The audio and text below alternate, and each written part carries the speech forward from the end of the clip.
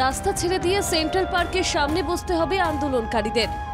সাধারণ মানুষের অসুবিধা করে কোনো আন্দোলন করা যাবে না। এসএসসির আন্দোলনরত শিক্ষকদের এমনটাই নির্দেশ দিল কলকাতা হাইকোর্ট। শুক্রবার কলকাতা হাইকোর্টের বিচারপতি তীর্থঙ্কর ঘোষ একটি মামলার পরিপ্রেক্ষিতে স্পষ্ট করেন, কোনোভাবেই রাস্তার উপর কোনো অবস্থান করা হবে না। উল্লেখ্য, 15ই মে বিকাশ ভবনের আন্দোলনকারীদের তরফে তাণ্ডব চালানোর অভিযোগ ওঠে। সে বিষয়ে মামলাও হয়। মধ্যশিক্ষা পর্ষদের তরফ থেকে আন্দোলনকারীদের একাংশের আপত্তিকর আচরণ নিয়ে কড়া বার্তা দেওয়া হয়।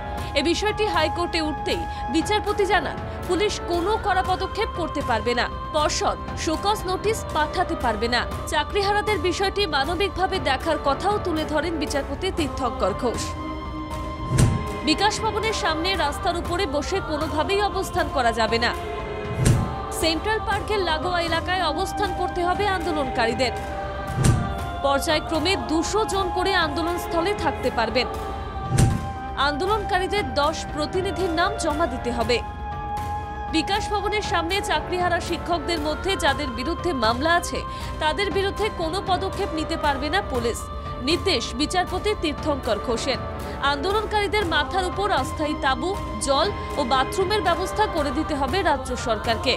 একই সঙ্গে চাকরিহারাদের উদ্দেশ্যে বিচারপতির মন্তব্য, যোগ্য শিক্ষকদেরকে চিহ্নিত করা গিয়েছে। একই সঙ্গে বিচারপতির বার্তা, শিক্ষক হিসেবে দায়িত্বশীল ভূমিকা পালন করতে হবে। এমন কিছু করবেন না যাতে আদালতকে হস্তক্ষেপ করতে হয়। পুলিশকে আইন রক্ষার কাজে সহযোগিতা করার নির্দেশও দিয়েছেন বিচারপতি।